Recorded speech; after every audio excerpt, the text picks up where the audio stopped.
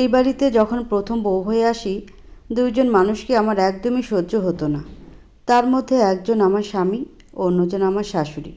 আর এই বাড়ির অন্য তিন বউকে আমার মানুষই মনে হতো না। সত্যি বলতে কি, তাদের দেখে আমার মায়া হতো। আমি এই বাড়ির সর্বশেষ বউ।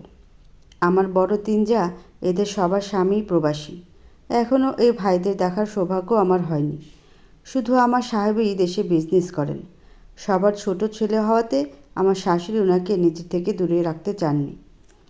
আমার স্বামীর যখন 5 বছর বয়স, তখন আমার শ্বশুর দুনিয়ার মায়া ত্যাগ করে আল্লাহর ডাকে সাড়া দেন।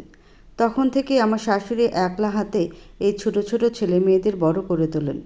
সব বাচ্চারাই 15 বছরের কম বয়সী ছিল।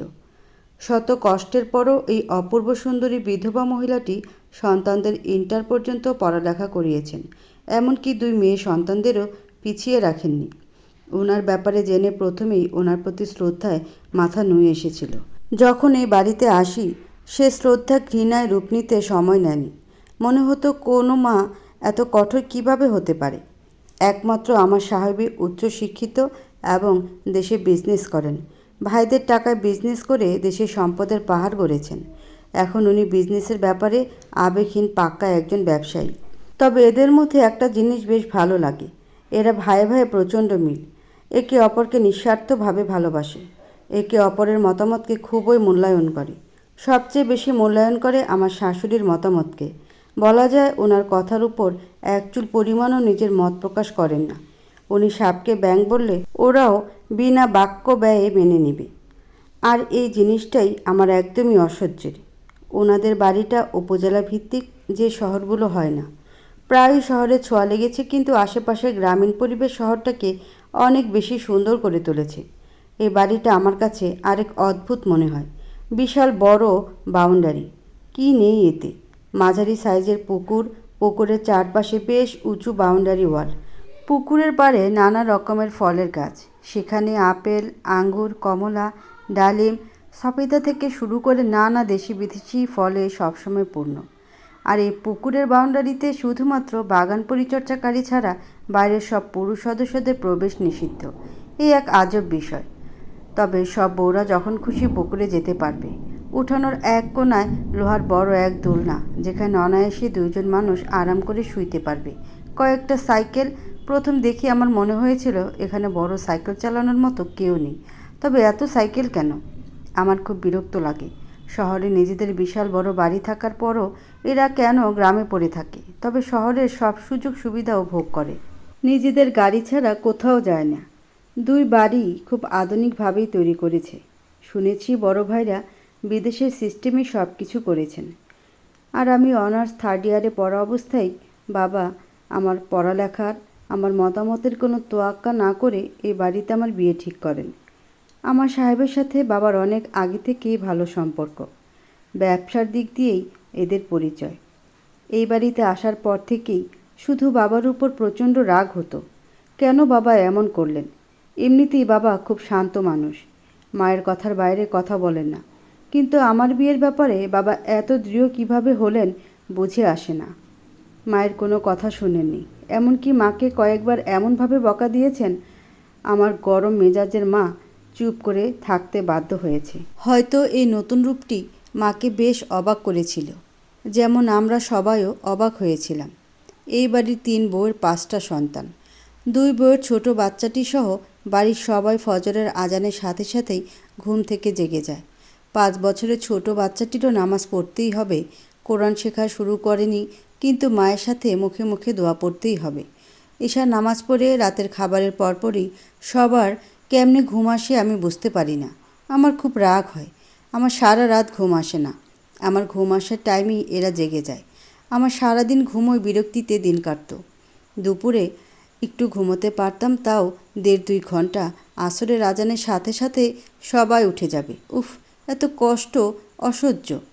আমার যাদের দেখলে মনে হয় এরা আমার শাশুড়ির ভয়ে এমন, নাকি এরা স্বভাবগতভাবেই এমন। বাড়ির যে কোনো কাজ এরা কার আগে কে করবে ভেবে পায় না। বুয়াও আছে, আবার পার্মানেন্ট কাজের মেয়েও আছে। তাও শাশুড়ি গোসল করার পর এরা কার আগে কে শাশুড়ির কাপড় ধুয়ে দিবে প্রতিযোগিতা করে। আমার মাঝে মাঝে মনে হয় আল্লাহ এদের হিংসা ঈর্ষা ছাড়াই বোধহয় দুনিয়াতে পাঠিয়েছেন। আর আমার স্বামী, সে রুমের ভেতর খুব খুব ভালো একজন স্বামী, খুব হেল্পফুল, কেয়ারিং, লাভিং, আমাকে ছোট বাচ্চাদের মতো স্নেহ করেন, ভালোবাসেন, বুকের গভীরে আগলে রাখতে চান। সবসময় একটা কথা বলেন, প্লিজ সুমাইয়া, মায়ের অবাধ্য হইও না, মা আমাদের বহু কষ্টে বড় করেছেন। কিন্তু রুমের বাইরে আসলেই সে অন্য মানুষ। আমার রাগ হতো কেন সে আমার সাপোর্টে কিছু বলতে পারে না। আমি বাবার বাড়ি যেতে চাই, কিন্তু না, নির্দিষ্ট সময় না হলে যেতে পারবো না। একবারে একটা বউ বাবার বাড়ি যেতে পারবে, 10 দিন থেকে আসার পর অন্য বউ যেতে পারবে সিরিয়াল করে। কি অদ্ভুত! কারো যেতে ইচ্ছে হলেও যেতে পারবে না। বিয়ের 1 মাসের মাথায় সেদিন তো আমার আশ্চর্যের চরম সীমা পার হয়ে গেছে।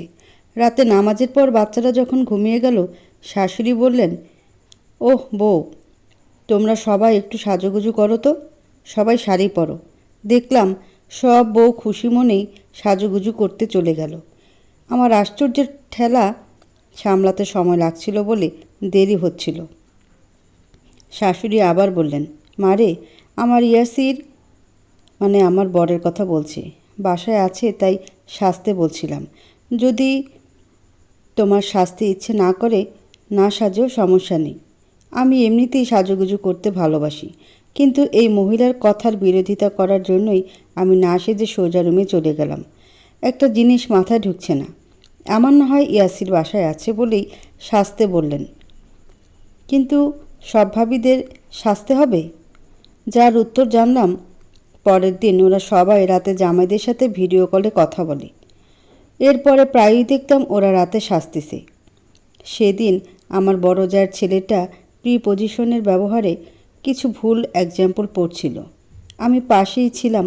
আমি তার ভুলটা ধরিয়ে দিয়ে কি এক মহা বিপদ ডেকে এনেছি। শাশুড়ি বললেন, সুমাইয়া, আজ থেকে তুমি টাইম করে এদের 3জনকে পড়াবে। উফ, কি যে অসহ্য লাগছিল কথাগুলো। ওনার সামনে তো কিছুই বলতে পারিনি, কিন্তু রুমে গিয়ে ইয়াসিরের সাথে অনেক ঝগড়া করি। ওকে এত এত কথা শুনিয়েছি যে সে পাল্টে একটা কথাও বলেনি। আমার এত এত তীর্যক কথার বিনিময়ে আমার আরও ভালোবাসায় ভরিয়ে দিয়ে একটা কথাই বলেছিল, সুমাইয়া, মায়ের কথা শুনে দেখো না, হয়তো তোমার ভালোই লাগবে। আমার ভালো লাগবে না। তোমার সব ভাবিদের উপর যেমন চাপিয়ে দিয়েছে সব কিছু, তেমনি আমাকেও তাই করতে বলছে। তুমি ভুল বুঝছো। মায়ের দেওয়া দায়িত্ব পালনে ভাবিদের কখনো বিরক্ত হতে দেখেছ? তারা বরং খুব হাসি মুখেই সব দায়িত্ব পালন করে। তা ঠিক, তারা কখনো বিরক্ত হন না। এমন নয় যে খুশি হওয়ার ভান ধরে। সত্যিকারভাবে খুশি হয়েই ওরা শাশুড়ির প্রতি দায়িত্ব পালন করে। কিন্তু ইয়াসির কিভাবে জানল? সে তো কখনো ভাবিদের চেহারাও দেখেনি। এই বাড়ির আরেকটা খুবই আজব নিয়ম, একটা মাত্র পুরুষ মানুষ, কিন্তু তার সামনে কেউ যায় না, শুধু শাশুড়ি ছাড়া। টেবিলে খাবার দিয়ে সবাই আড়ালে চলে যায়। অবশ্য এই নিয়মটা আমার ভালোই লাগে। যদি ইয়াসির ওর সুন্দরী ভাবিদের সাথে ঠাট্টা মশকরা করতো, আমার ভালো লাগতো না। যাক, শুধুমাত্র ইয়াসিরের কথা রাখার জন্য বাচ্চাদের পড়ানো শুরু করলাম। 3জনকে 3 টাইমে পড়াই। আগের টিচারকে বিদায় করা হয়েছে। প্রথম দিকে ওদের পড়াতে ভালো না লাগলেও আস্তে আস্তে বেশ ভালো লাগতো। বাচ্চা 3টাই অতি ব্রিলিয়ান্ট। বাচ্চাদের 3 টাইম পড়ে আমি খুব ক্লান্ত হয়ে যেতাম। ঘরের কাজ করতে কিছুতেই মন চাইতো না। তাও শাশুড়ির ভয়ে কাজ করতে গেলাম। এমনিতেই বড় যা আমার কাছ থেকে ঝাড়ু কেড়ে নিয়ে বলল, তোমার কোনো কাজ করতে হবে না, এটা মায়ের আদেশ।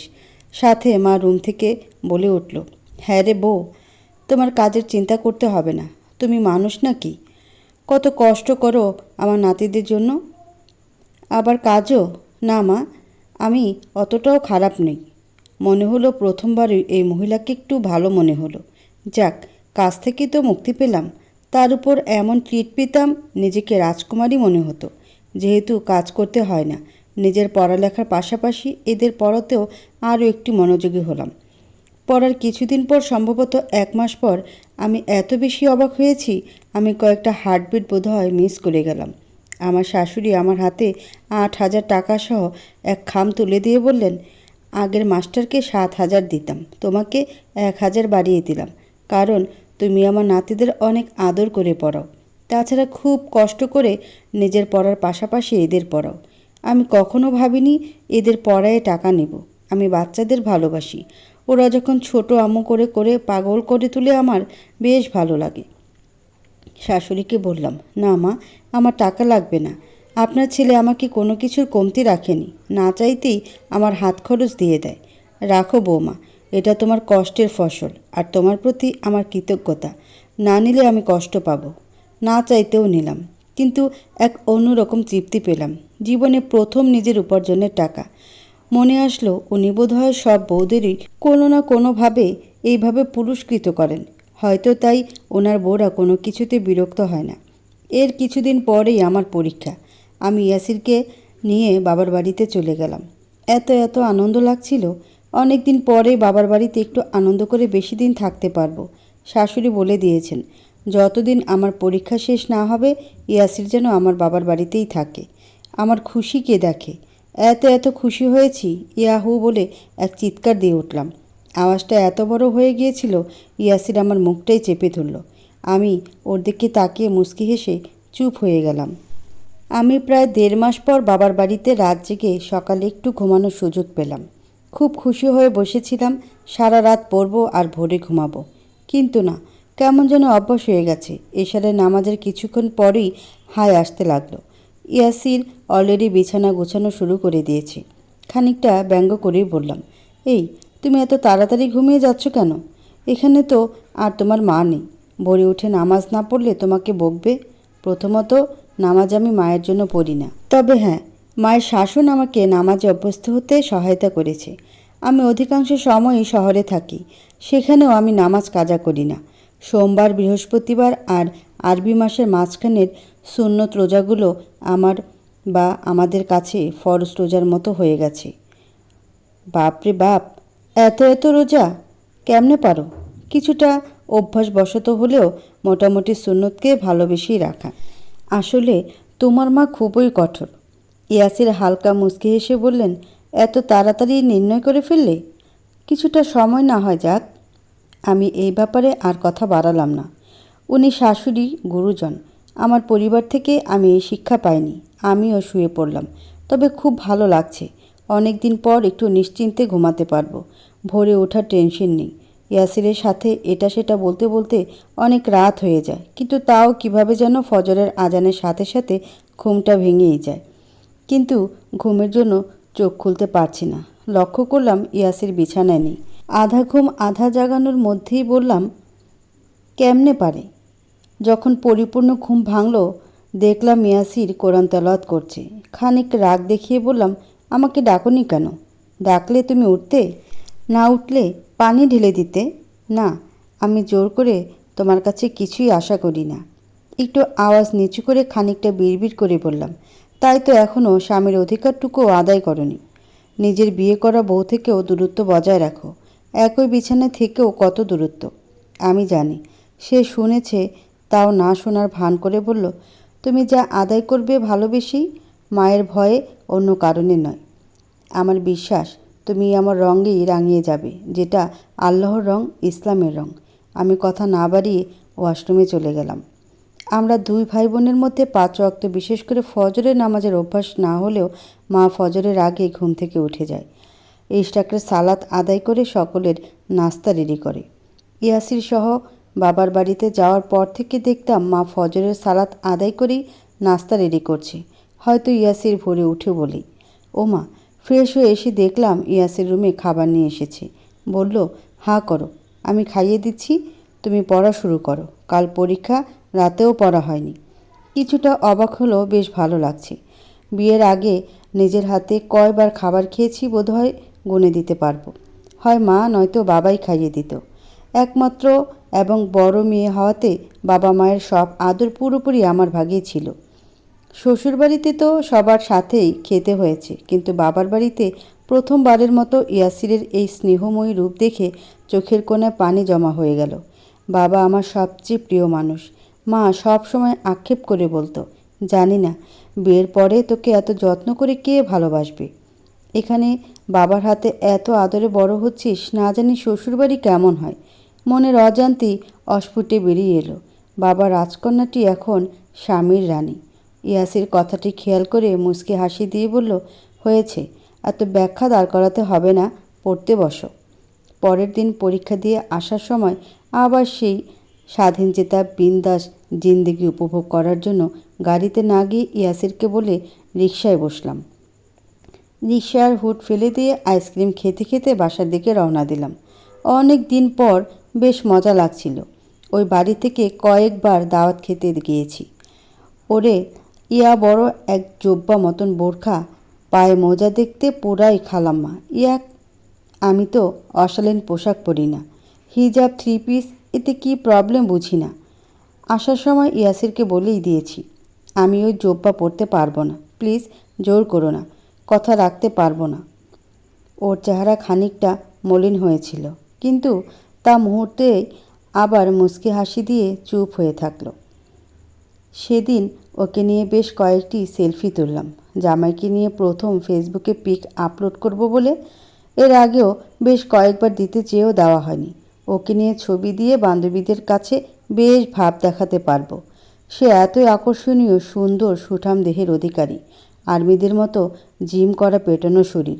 ওর সাথে মানাতে হলে আমাকেও স্লিম থাকতে হবে, যদিও ওদের বাড়ির 3 বউকে দেখলে এখনও অবিবাহিতও মনে হয়।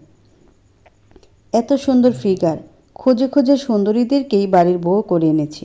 বাসায় এসে মোবাইল নিয়ে পিক আপলোড দিতে যাব, সে কিভাবে যেন বুঝতে পেরে ঠিক সেই মুহূর্তেই বলল, সুমু, কিছু কথা বলি, একটু মন দিয়ে শুনবে প্লিজ, তারপর না হয় মোবাইলের কাজ শেষ করিও।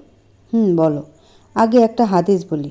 রাসূল সাল্লাল্লাহু আলাইহি সাল্লাম বলেছেন, 3 শ্রেণীর মানুষের উপর জান্নাত হারাম করা হয়েছে। 1, যারা কোনো প্রকার নেশাদ্রব্য পান বা গ্রহণ করে। মাতা পিতার অবাধ্য ব্যক্তি। দায়ুস, ওই দায়ুসী ব্যক্তি তার পরিবারের পর্দা প্রথা চালু রাখেনি, পরিবারের সদস্য বেপর্দা চলাফেরায় বাধাও প্রদান করেনি। মুসনাদে আহমদ 2/69। দায়ুস সম্পর্কে রাসূল সাল্লাল্লাহু আলাইহি সাল্লাম বলেছেন, ওই ব্যক্তিকে দায়ুস বলা হয় যে তার পরিবারের অশ্লীলতা ও কুকর্মকে মেনে নেয়। মুসনাদ আহমদ নাসাই। এই ব্যক্তি সম্পর্কে রাসূলুল্লাহ সাল্লাল্লাহু আলাইহি সাল্লাম বলেছেন, দায়ুস কখনোই জান্নাতে প্রবেশ করবে না। আমি কুকর্ম বা অশ্লীলতা কী করছি? প্রচণ্ড রাগের সাথে বললাম, একটু অপেক্ষা করো, বলতেছি। রাসূল সাল্লাল্লাহু আলাইহি সাল্লাম বলেন, যে মহিলা সাজসজ্জা করে, টিপ পরে, লিপস্টিক মেখে, সুগন্ধি মেখে বাইরে বের হয়, বেগানা পুরুষকে আকর্ষণ করে, ওই মহিলা জেনাকারী, যদিও সে এখনও জেনা করেনি। প্রচণ্ড রাগের মাথায় বললাম, তো তুমি আমাকে জেনাকারী বলছো, তাই তো? আমি তো কিছুই বলিনি। আমাকে পাশে বসিয়ে অনেকটা জড়িয়ে ধরেই বলল, শোনো সুমু, ধরো তুমি আমাদের ছবিটা আপলোড দিলে, এই যে আমার সুন্দরী বউটা সাজগোজ করে তোমাকে আরও সুন্দর লাগছে, তোমাকে দেখে কত পুরুষ চোখে তৃপ্তি মেটাবে, কতজনে তোমাকে নিয়ে খারাপ মন্তব্য করবে, হয়তো কেউ কেউ কমেন্টে এসেও লিখে যাবে। এগুলো শুনতে তোমার নিশ্চয়ই ভালো লাগবে না, অথচ তুমি তাদের সেই সুযোগ করে দিচ্ছ। নামাজ রোজা না করলে আমরা একাই গুনাহগার হচ্ছি, অথচ তুমি বেপর্দা চললে তোমার পরিবারের কর্তা ব্যক্তিরা সহ আরও কত শত জনে গুনাহগার হবে, তার কোনো ইয়ত্তা নেই। আমি আর তোমার বাবা হব দাউসের গুনায় গুনাহগার, আর মানুষের হায়াত মওতের কোনো ভরসা নেই। এই ছবিগুলো রেখেই যদি মরে যাই, তাহলে যতদিন তোমার আইডি থাকবে গুনাহ হতে থাকবে। আরে আমি মারা গেলে তুমি আইডি ডিঅ্যাক্টিভ করে দিও, পাসওয়ার্ড দিয়ে দিব। বিরক্ত হয়েই বললাম, কিন্তু সুন্দর ছবি, তাই কেউ যদি তোমার ছবি তোমার অজান্তেই প্রপিক হিসেবে ইউজ করে, তাহলে তো আর ডিলিটেরই সুযোগ থাকবে না। আমাদের সওয়াবের সুযোগ বন্ধ হয়ে গেল, কিন্তু গুনাহের পথ হয়তো কিয়ামত পর্যন্ত চালু থাকবে। ভাবতে পারো কি ভয়াবহ ব্যাপার? আরে বাবা, গুনাহ হলে আমার হবে, তোমার কি? আমার কি মানে? আমি তোমাকে মানা না করা বা সাপোর্ট করার কারণে আমি দায়ুসের গুনাহগার হব। তাছাড়া হাদিসে আছে, রাসূল সাল্লাল্লাহু আলাইহি সাল্লাম বলেছেন, তোমাদের প্রত্যেকেই দায়িত্বপ্রাপ্ত এবং তোমাদের প্রত্যেককেই তার দায়িত্বাধীনদের সম্পর্কে জিজ্ঞাসা করা হবে। রাষ্ট্রনেতা তার প্রজাদের সম্পর্কে দায়িত্বশীল, আর তাকে তাদের পরিচালনার ব্যাপারে জিজ্ঞাসাবাদ করা হবে। একজন পুরুষ লোক তার পরিবারের ব্যাপারে দায়িত্বশীল, তাকে তাদের পরিচালনার ব্যাপারে জিজ্ঞাসাবাদ করা হবে। একজন মহিলা তার স্বামীর ঘরের সার্বিক ব্যাপারে দায়িত্বশীলা, তাকে সেটার পরিচালনার ব্যাপারে জিজ্ঞাসাবাদ করা হবে। একজন পরিচারক তার মালিকের সম্পদের সংরক্ষক, আর তাকে সেটার ব্যাপারে জিজ্ঞাসাবাদ করা হবে। এক কথায়, তোমরা সবাই দায়িত্বশীল, আর সবাই জিজ্ঞাসিত হবে সেই দায়িত্ব সম্পর্কে। আর এই জন্যই মা আমাদের সঠিকটা শেখানোর মানানোর চেষ্টা করেন। মাই হলো আমাদের পরিবারের প্রধান। তাহলে আমি বোরকা নিকাব ছাড়া পরীক্ষা দিতে গেলাম, তখন মানা করোনি কেন? কারণ ইসলাম এমন একটা ধর্ম যেটা কাউকে কোনো বিধান চাপিয়ে দেয় না। ইসলামকে মন থেকেই ভালোবেসে আদায় করতে হয়। ইসলামকে যদি তুমি অন্তর দিয়ে পালন না করো, তাহলে তা আল্লাহর কাছে কখনোই গ্রহণযোগ্য হবে না। আল্লাহ বলেন, দিনের ব্যাপারে কোনো জবরদস্তি নেই, আর সব কিছু বলার বা বোঝানোর সময় এবং সুযোগ থাকে। সময় সুযোগ মতো বললেই আল্লাহর ইচ্ছায় অপর পক্ষকে মানানো যায়। তোমার মা যে চাপিয়ে দেয়, বলা যায় জবরদস্তি করে। মায়ের ব্যাপারটা তুমি ধীরে ধীরে বুঝতে পারবে। আপাতত মাকে নিয়ে আমরা আলোচনা না করি, কেমন?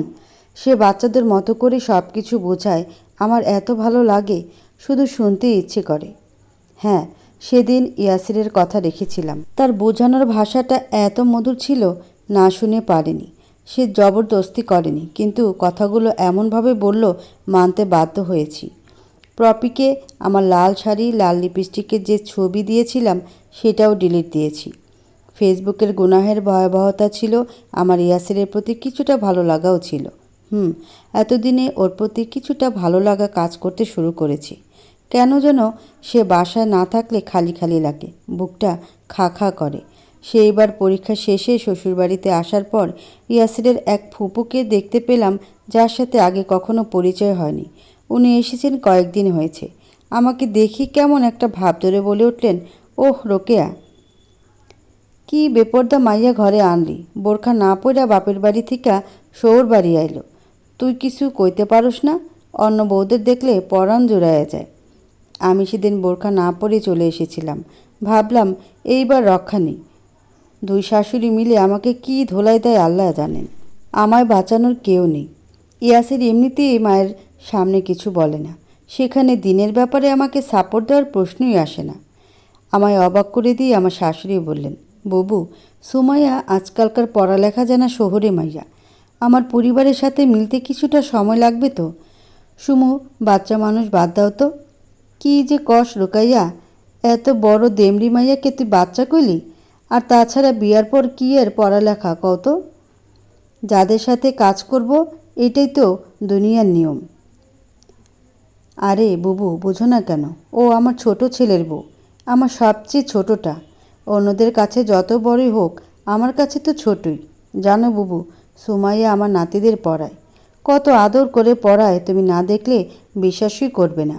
আমার ভাগ্য ভালো বলেই ওর মতো বরং আমার সব বউদের আমি পেয়েছি। বিয়ার পর মাইয়া মানুষের এত পড়ালেখার কি দরকার বাপু, বুঝি না। আজকাল মাইয়াকে কত ঢং, সেই চুলাই ঠেলতে হইব। কি যে বুবু, চুলা তো ঠেলতে হবেই, নয়তো নিজের রান্নাটা কে করবে? আর আজকাল ছেলেরাও চুলা ঠেলে। আমার ইয়াসির বউদের চেয়ে ভালো রান্না পারে। মাঝে মাঝে বাড়িতে আসলে চুলা দখল করে। চুলা ঠেলার মধ্যে লজ্জার বা খারাপের কিছু নেই। আর শোনো বুবু, সুমাইয়া যদি পড়ালেখা না করতো, আমার নাতিদের কে পড়াইতো কত? বাইরের মাস্টার আসতো, কিন্তু সেটা বাধ্য হয়ে। সুমাইয়া যত শিক্ষিত হবে, ভবিষ্যতে আমার নাতনিদের জন্য মাস্টার রাখতে হবে না। পুরুষ মানুষ ঘরে আসার সুযোগ থাকবে না। মেয়েরা পড়ালেখা না করলে আমাদের মেয়েদের তো ছেলেদের কাছে গিয়ে পড়তে হবে, তাই না? ফুপু রাগে ফুঁসতে ফুঁসতে আবার বললেন, বুঝি না বাপু, আজকাল তোমার কি হইল? স্বামীর পায়ের নিচে স্ত্রী বেহেশত, অথচ আজকাল মাইয়াকেও সেই দিকে কোনো পাত্তাই নেই। আমাগো সময়ে আমরা স্বামীর কথার বাইরে এক পাও দিতাম না। এই মাইয়াগুলোরে কথা শোনানো যায়ই না। বুবু, আমার ছোট বউ আজ পর্যন্ত এমন হয়নি যে সে আমার কথা রাখেনি। হ্যাঁ, হয়তো অন্য বউদের মতো খুশি মনে হয়নি, সেটা অন্য ব্যাপার। বুবু, আমাদের জমানায় আমরা ভুল জানতাম। স্বামীর পায়ের নিচে কখনো স্ত্রী বেহেশত হতে পারে না। সঠিক হলো মায়ের পায়ের নিচেই সন্তানের বেহেশত। স্ত্রী সেও কারো সন্তান, ওর মায়ের পায়ের নিচেই ওর বেহেশত। হ্যাঁ, তবে এটা আছে, স্বামী অসন্তুষ্ট রেখে স্ত্রী মারা গেলে সে জান্নাতে প্রবেশ করবে না। এটাও আছে, সর্বোত্তম পুরুষ সে যে তার স্ত্রীর নিকট উত্তম। এক্ষেত্রে বুবু, আমাদের ধর্মটা খুবই ভারসাম্যযুক্ত ধর্ম। স্ত্রী বা স্বামী উভয়কেই উভয়ের উপর অধিকার দেওয়া হয়েছে, যেখানে সবার উপর সবার হক আছে, সবার উপর সবাইকে মর্যাদা দেওয়া হয়েছে। হ্যাঁ, ধরো একজন স্ত্রী স্বামী খুব খারাপ, বিয়ের পর থেকে তাকে অত্যাচার করে, স্ত্রীর কোনো দায়িত্বই পালন করে না, তার পায়ের নিচে কিভাবে স্ত্রীর বেহেশত হতে পারে? অন্যদিকে মা, সে জন্মের পর যদি কোনো দায়িত্বও পালন না করে, শুধু গর্ভাবস্থার কষ্টের জন্য সে সন্তানের সদাচারণের হকদার। হাদিসে বলা হয়েছে, মা যদি মুশরিকও হয় তবুও তার সাথে সদাচরণ করো। মুশরিক মানে শিরককারী, মানে শিরক করা হলো ইসলামের কবিরা গুনাহগুলোর মধ্যেও সবচেয়ে বড়। সুতরাং মায়ের নিচেই সন্তানের, পুত্র বা কন্যার বেহেশত। বুবু, বুঝতে পারছো?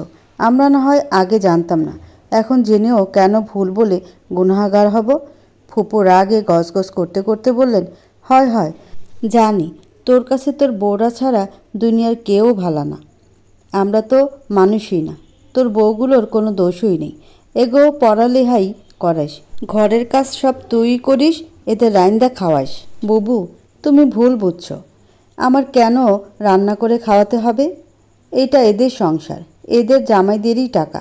এরা এদের নিজেদের জন্য, সন্তানদের জন্য রান্না করে, সেখানের উপর আমি একা খাইতে তো কোনো সমস্যা নেই। বুঝেছি বুঝেছি, এবার তোর তিল তিল করে গড়া সংসারটাও এদের দিয়া দে, বলে আমার শাশুড়িকে কিছু বলার সুযোগ না দিয়ে সেখান থেকে চলে গেল। এইসব কথাই আমার সামনে হচ্ছিল। স্পষ্ট বুঝেছি আমার শাশুড়ির মুখ কিছুটা মলিন হলেও নিজেকে সামলে নিয়েছে। সে যাই হোক, আমার ভালোই লেগেছে। সবচেয়ে ভালো লেগেছে পায়ের নিচে বেহেশত নিয়ে বলা কথাগুলো। আমিও এইটাই মানতাম না, কিন্তু এইভাবে কখনো ভাবিনি।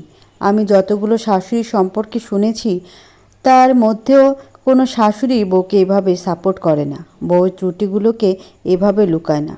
আমি আমার বান্ধবীদের কাছে শুনেছি তাদের অনেকের শাশুড়ি নামাজ কালাম পড়ে, ইসলামের অনেক হুকুম আহকামই মেনে চলে, কিন্তু আবার বাইরের মানুষকে বউয়ের ত্রুটিগুলো বরং আরও অনেক কিছু বানিয়ে বানিয়েও বলে। যদিও আমার জানা মতে গীবত করা অনেক বড় গুনাহ, মিথ্যা অপবাদ দেওয়া তার চেয়েও বড় গুনাহ। সেক্ষেত্রে আমার শাশুড়ির এই বিষয়টা অনেক ভালো লেগেছে। ওনার অতিরিক্ত শাসনগুলো বাদ দিলে ওনার মধ্যে একজন বুদ্ধিমতী স্বশিক্ষিত মহিলা লুকায়িত। যাক, বিকেলে ফুপু চলে যাওয়ার পর শাশুড়ি মা আমাকে নিয়ে পুকুর পাড়ে গেলেন। আমাকে কয়েকটা পেয়ারা পেড়ে দিয়ে বললেন, জানিস বউ, তোর শ্বশুর যখন মারা যাচ্ছে আমার শুধু ঘরের তলাটাই ছিল, পাশের জায়গাগুলো আমার ছেলেরা দ্বিগুণ দাম দিয়ে কিনেছে। এই ভিটা ভরাট করার জন্য রাতের আধারে মাটি কেটেছে, যাতে আমার ছেলেদের কিছু টাকা বাঁচে। টাকা আমার কাছে তেমন মূল্যবান ছিল এখনও, তার চেয়েও বেশি মূল্যবান তিল তিল করে গড়ে তোলা আমার স্বপ্ন ইসলামী পরিবার। আল্লাহর ইচ্ছায় হয়তো আমি কিছুটা সফল।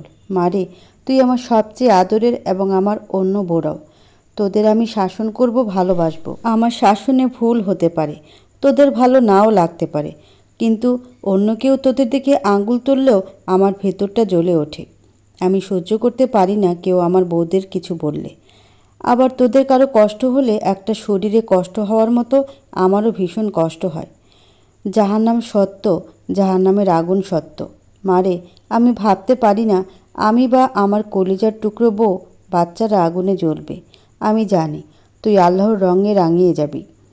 যদি একটু চেষ্টা করো তবে সেটা খুব শীঘ্রই সম্ভব, ইনশাল্লাহ। সেদিন অনেকগুলো পেয়ারা নিয়ে বাড়িতে আসি বউ শাশুড়ি মিলে। বাড়িতে এসে বললেন, বড় বউ দেখো, সুমু পেয়ারা নিয়ে এসেছে, লবণ মরিচ দিয়ে মাখাও, সবাই মিলে খাই। বুঝেছিলাম উনি খুব বিচক্ষণ মহিলা। এমনি এমনি বাড়ির সবাই ওনাকে এত মানে না। এত বড় সংসারটা এমনি এমনি এত সুন্দর করে টিকে নেই। ওনার বিচক্ষণতা, দূরদর্শিতায় এই সংসারের মানুষগুলোকে এত ভালোবাসা বেঁধে রেখেছে। আরও বুঝতে পারলাম উনি ওনার বউদের শাসন করতে পারবেন, কথা শোনাতে পারবে, অন্য কেউ খবরদারি করতে পারবে না। অবশ্য পুরো ব্যাপারটা আমার এত চমৎকার লেগেছে, অনেকক্ষণ ঘড়ির মধ্যে ছিলাম। মাঝে মাঝে বেশ অবাক লাগে, উনি পুরনো আমলের মহিলা, শিক্ষিত নয়, কিন্তু ইসলাম সম্পর্কে এত কিছু সঠিকভাবে কিভাবে জানে, শিক্ষাকে এত ভালোভাবে মূল্যায়ন শিক্ষিতারাও করতে পারেন না। ওনার প্রতি একটু একটু ভালো লাগা কাজ করলেও ওনার নিষ্ঠুর শাসন ওনাকে আপন করে নিতে বাধা দিচ্ছে। বেলকনিতে বউরা যেতে পারবে না, উঠানের বাইরে যেতে পারবে না, নিচতলার লিভিং রুমে গল্প করা যাবে না। গল্প করতে চাও তো উপরের বসার ঘরে করো। নির্দিষ্ট টাইমে খেতে হবে, কি অদ্ভুত! বাড়ির সবচেয়ে ছোট মেয়ে, মাত্র 3.5 বছর বয়স, 3 নাম্বার জায়ের মেয়ে। একেও বলে স্লিভলেস কাপড় পরানো যাবে না। কেন এত কঠোরতা? সে এবার বাবার বাড়ি থেকে আসার সময় খুব সুন্দর স্লিভলেস জামা আনি আমাদের আয়েশা মামনির জন্য। অবশ্য জামাটা আমি খানিকটা জেদ করে এনেছি। এত আদর লাগে ওকে, মাঝে মাঝে ইচ্ছে হয় ওকে বুকের সাথে আটকিয়ে রাখি। শাশুড়ি দেখে খুশি হয়েছেন, কিন্তু মানাও করেছেন এইটা পরিয়ে বাড়ির বাইরে যেন নিয়ে না যাওয়া হয়। খুব রাগ লেগেছিল। আমি শান্ত স্বভাবের মেয়ে হলেও সেদিন প্রতিবাদ করেছিলাম।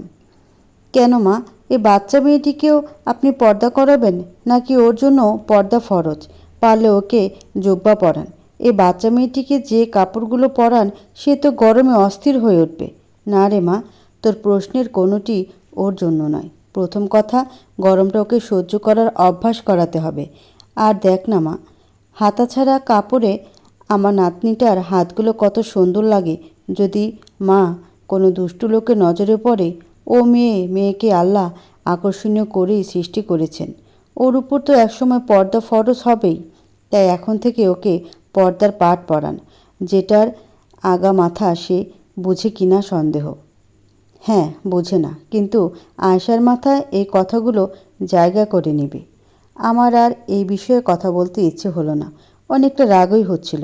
হয়তো শাশুড়ি বুঝতে পেরেছেন। শোন মা, আজ রান্না নেই, উঠানে আয়, সবাই মিলে খুব মজা হবে। রাগে গজগজ করতে করতে উঠানে গিয়ে দেখি বাচ্চারা সবাই খেলতেছে, আর ভাবিরা কেউ সাইকেল চালাচ্ছে, কেউ দোলনায় দুলছে। শাশুড়ি জানেন আমি রেগে আছি। আমার দিকে তাকিয়ে সহাস্যে বললেন, যা মা, তুই ওদের সাথে মজা কর, তোর ইচ্ছে তেমন কর, দেখিস ভালো লাগবে। এই সাইকেল ভাবিরা চালায়? মেজো বউ সাইকেল চালাতে জানতো। সে খুব দুরন্ত ছিল, সহজে অভিমান করত। বাড়ির ছোট মেয়ে ছিল হয়তো, তাই এমন ছিল। ওর খুশির জন্য সাইকেল নিয়েছিলাম। পরে দেখি মেজো বউ সবাইকে সাইকেল চালানো শিখিয়েছে। মেজো বউ বলে সাইকেল চালালে শরীর মজবুত থাকে। বাবার বাড়িতে খুব আহ্লাদে বড় হয়েছে। আমি শাশুড়ি বলে তো ওর আবদার আহ্লাদ কেড়ে নিতে পারি না। ইয়াসির বাড়িতে না থাকলে ওরা যা ইচ্ছা তাই করে, শুধু পর্দার মধ্যে থাকতে হয়, এই আর কি।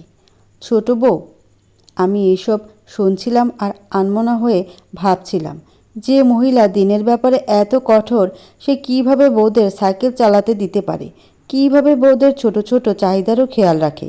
এসব ভাবতে ভাবতে কিছুটা আনমনা হয়ে গিয়েছিলাম। ওনার ডাকে চমকে উঠে ওনার দিকে ফিরতেই আবার বললেন, তুইও বাবার বাড়িতে যেমন ছিলি তেমনভাবে থাকতে পারবি। মনে মনে বলছিলাম, এত বাধা নিষেধের মধ্যে বাবার বাড়ির ফিলিং কখনো আসবে না। তিনি হয়তো আমার মনের ভাব বুঝতে পেরে আবার বললেন, আমি তোদের খুব শাসন করি, তাই না? জানিস তো মা, নিচের বসার ঘরে যে কোনো সময় যে কেউ আসতে পারে। তোরা গল্প করার সময় তোদের কাপড় চোপড় ঠিক থাকে না। তোরা অপ্রস্তুত অবস্থায় যদি এমন কেউ আসে যার সামনে যেতে তোর ভালো লাগবে না, এই জন্যই তোদের জন্য উপরে আলাদা বসার ঘর বানিয়েছি। আমি অনেকটা আগ্রহী হয়ে বললাম, তবে বারান্দায় কেন যেতে দেন না? মারে, আমাদের বাড়িটা ঠিক মেন রাস্তার পাশেই, আর বারান্দাগুলো সব বলা যায় রাস্তার উপরেই। তোরা ওইখানে দাঁড়িয়ে থাকলে রাস্তার ওয়েফ যাত্রীদের সহজেই চোখে পড়ে যাবে। মারে, আমি তোদের উপর জুলুম করি না। শরীয়তের বাইরে তোদের উপর কিছু চাপিয়ে দেইনি, দিবও না। আমারও মেয়ে আছে। আমি তোদের প্রতি, মানে পরের মেয়ের প্রতি যাই করব, আমার মেয়েদের উপরেও সেগুলো হবে। আমি তোদের কষ্ট দিলে আমার মেয়েরাও শ্বশুরবাড়িতে শান্তিতে থাকতে পারবে না। তাই আমার ছেলেদেরকে বলে দিয়েছি, ওরা যেন কখনো বউদের প্রতি অন্যায় না করে। আর বিয়ের পরে মেয়েদের আসল বাড়ি স্বামীর বাড়ি, বাবার বাড়িতে ওরা মেহমান হয়েই যায়। মেয়েদেরও বলেছি, ওরাও যেন এখানে আসলে কখনো ভাবিদের ত্রুটি না খোঁজে। আমাদের বউদের ত্রুটি দেখার জন্য আমি আছি। আলহামদুলিল্লাহ, আমার মেয়ে দুটোই খুব ভালো আছে। যেমন তোরা ভালো আছিস, আর আমার মেয়েরা বাবার বাড়িতে আসলে ঠিক আমার কাছে যেমন, আমার বউরাও তাদের সাথে তেমন আচরণ করে। তাদের মিল দেখলে আমার মন ভরে ওঠে। থাক, এসব কথা আরেক দিন বলবো, এখন ওদের সাথে যা। আমি ওইখানে গিয়ে দোলনায় বসেছিলাম, কিন্তু আমার মাথায় ঘুরছিল ইনি কত সুন্দর করে সংসারটাকে নিজের মতো আগলে রেখেছেন, সবাইকে প্রচণ্ড আন্তরিকতায় বেঁধে রেখেছেন। বউগুলোকে দেখলে মনেই হয় না এরা এই বাড়ির বউ, মনে হয় এটা তাদের বাবার বাড়ি। এত স্বাধীন। ইয়াসির বৃহস্পতিবার বাড়িতে আসলে শাশুড়িকে ইয়াসিরকে রুমে পাঠিয়ে দেন, সরাসরি বলেই দেন রুমে যা, সুমাইয়া একা। ইয়াসির যতদিন বাড়িতে থাকে উনি প্রায়ই আমাকে বলেন, বউ রুমের দিকে যাও, দেখো ইয়াসিরের কিছু লাগবে কিনা। আমি বুড়ো হয়ে গেছি, আর কত ছেলেদের পিছনে সময় দিব। এবার ইয়াসিরের সব কিছু দেখার দায়িত্ব তোর। প্রথম প্রথম শুক্রবারে ফজরের নামাজের পর ঘুমালে ঘুম ভাঙতে দেরি হতো। অনেক সময় ইয়াসির আগে উঠে গেলে বা আমার উঠতে দেরি হলে দেখতাম ইয়াসির নাস্তা করে বাইরে ঘুরতে বেরিয়ে গেছে। আমি উঠে ভয় পেতাম, যদি ইয়াসিরকে কেউ খাবার না দেয় বা উঠতে দেরি হয়েছে বলে বকা শুনি। কিন্তু না, ইয়াসিরের বউকে উঠে যে খাবার দিতে হবে এমন নয়, আমার শাশুড়ি দিয়ে দেন। ওনার কথা হলো ছেলেটা আগে, আমার বউ আসছে সেই দিন। এতদিন দিতে পারলে আজ কেন আমি বউয়ের জন্য বসে থাকব। অনেক সময় দেখা যায় ভাবিরাও ঘুম থেকে ওঠেনি, কিন্তু উনি কাজের মেয়েকে নিয়ে নিজেই নাস্তা রেডি করে দিয়ে দিয়েছেন। এই জিনিসটা আমার খুব বেশি ভালো লেগেছিল, কারণ আমার একটা পরিচিত পরিবার আছে যেখানে দুইটা কাজের মেয়ে থাকার পরও বাড়ির ছেলেকে সকালে না খেয়ে যেতে হয়, এমনকি একটি অবিবাহিত বোনও আছে, তাও বউয়ে দেওয়ার জন্য সকালে নাস্তা দেয় না। এই কথাটি ওই শাশুড়িটি বউয়ের বদনাম করতে গিয়ে আমার মাকে বলেছিল। আমি মাকে এমনটা বলেছিলাম, ছেলের প্রতি এত দরদ থাকলে মাও নাস্তা দিতে পারে, বোনও দিতে পারে, বউকেই কেন দিতে হবে। আজ ঠিক এমনটা আমার শ্বশুরবাড়িতে দেখে বেশ ভালো লেগেছিল। ভাবিরা সবাই মুচকি হাসে। একদিন মুচকি হাসার কারণে জিজ্ঞেস করাতে বললেন, আমাদের ওনারা দেশে আসলে যারটা এসেছে তার জন্য কাজ করা নিষেধ, উনি যতদিন বাড়িতে থাকেন। মায়ের কথা হলো, পুরুষের জন্য সবচেয়ে শান্তির স্থান হলো স্ত্রী। আমার ছেলে এত কষ্ট করে দেশের বাইরে থাকে সবাইকে ছেড়ে, আমরা ভালো থাকার জন্য। ওরা কিছুদিনের জন্য বাড়িতে আসলে ওদেরকে ভালো রাখার দায়িত্ব আমাদের। তোরা যদি বাড়ির কাজে ব্যস্ত থাকিস তবে আমার ছেলেদের শান্তি কোথায়। তোমাদের বিয়ে হওয়ার পর থেকেই মাকে দেখি ইয়াসিরের সাথে তেমন গল্প করে না, বাড়িতে আসলেই রুমে পাঠিয়ে দেয়।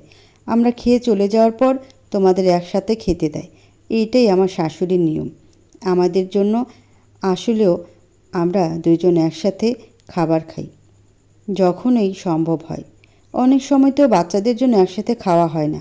উনি বলেন, যে ঘরে স্বামী স্ত্রীর মধ্যে ভালোবাসা বিদ্যমান সেই সংসারে শয়তান সহজে সুযোগ পায় না। শাশুড়ির ব্যাপারে এসব কথা শুনে আমি একেবারে থ হয়ে গেছি। এমনভাবে আমার ভাইয়ের বউকে নিয়ে আমার মাও হয়তো ভাবতে পারবেন না। একজন সেই আমলের মহিলা কিভাবে এত গভীরভাবে ভাবতে পারে, তাও ছেলের বউদের নিয়ে। শাশুড়ির মমতাময়ী আরেক রূপ জেনে অবাক না হয়ে পারিনি। 3 নম্বর বউটার প্রথম বাচ্চার পরে আবার প্রেগনেন্ট। ভাবির যদি কিছু খেতে ইচ্ছে করে উনি যেভাবেই হোক সেটার ব্যবস্থা করবেনই। ভাবিকে নিয়ম করে ডাক্তারের কথা মতো খাবার খেতে বলা, ঠিক মতো ওষুধের কথা মনে করিয়ে দেওয়া, ঠিক সময় ডাক্তারের কাছে নিয়ে যাওয়া, টাইমের আগে বাপের বাড়িতে পাঠানো। আমার বিয়ের পর আমি ওনাকে শাশুড়ির মেয়ে ভেবেছিলাম, যেভাবে ওনার যত্ন নিচ্ছিলেন। পরে জানতে পারি উনি মাত্রই কনসিভ করেছেন। পরে ওনার কাছে শুনলাম এই টাইমে বউরা যখন ইচ্ছা বাপের বাড়ি যেতে পারে, কোনো বাধা নেই। বাহ, উনি শাশুড়ি, কিন্তু শাশুড়ির চেয়ে মাই বেশি। ধীরে ধীরে ওনার প্রতি কখন ভালো লাগা ভালোবাসা শুরু হয়ে গিয়েছিল বুঝতেই পারিনি। ওনার সমস্ত বাধা নিষেধকেও ভালো লাগতে শুরু করেছিল। অন্য বউদের মতো আমারও মাথায় ঢুকতে শুরু করেছে উনি যা কিছু করছেন আমাদের আখিরাতের ভালোর জন্যই করছেন। কিন্তু উনি এখনও হয়তো বুঝতে পারেনি ওনার প্রতি আমার মনে সফট কর্নার তৈরি হয়েছে। সেদিন যখন উনি দুর্বলতার কারণে হঠাৎ বেহুশ হয়ে যান, সেদিন আমি বুঝেছিলাম ঠিক কতটুকু ওনাকে ভালোবেসে ফেলেছি। আমার শাশুড়িকে। নিজের চোখের পানি ধরে রাখতে পারিনি, কান্নায় ভেঙে পড়েছিলাম। শুধু মনে হচ্ছিল আমি ওনাকে হারিয়ে ফেলব। ওনার জায়গায় আমার মা হলে হয়তো আমার এমন লাগার কথা। সেদিন সারা রাত ওনার রুমে কাটিয়ে দিয়েছিলাম। মনে হচ্ছিল আমি নিজের রুমে গেলেই ফিরে এসে ওনাকে পাবো না। অথচ ওনার সাথে ইয়াসিরও ছিল, তাও ওনাকে একা ছাড়তে পারছিলাম না। উনি চোখ খুলতে শুধু বলেছিলাম, মা, আমাদের ছেড়ে কোথাও যেতে পারবেন না। এই সংসারের আমার আপনার ছেলের আপনাকে খুব প্রয়োজন বলে কেঁদে দিয়েছিলাম। উনি শুধু মুচকি হেসে আমার মাথায় হাত দিয়ে বলেছিলেন, এটাই তো আমার সংসার। আজ আমার সংসারটা পরিপূর্ণ। এভাবেই থাকিস মা, আমার মা হয়ে, আমার মেয়ে হয়ে। এই হলো আমার শাশুড়ি।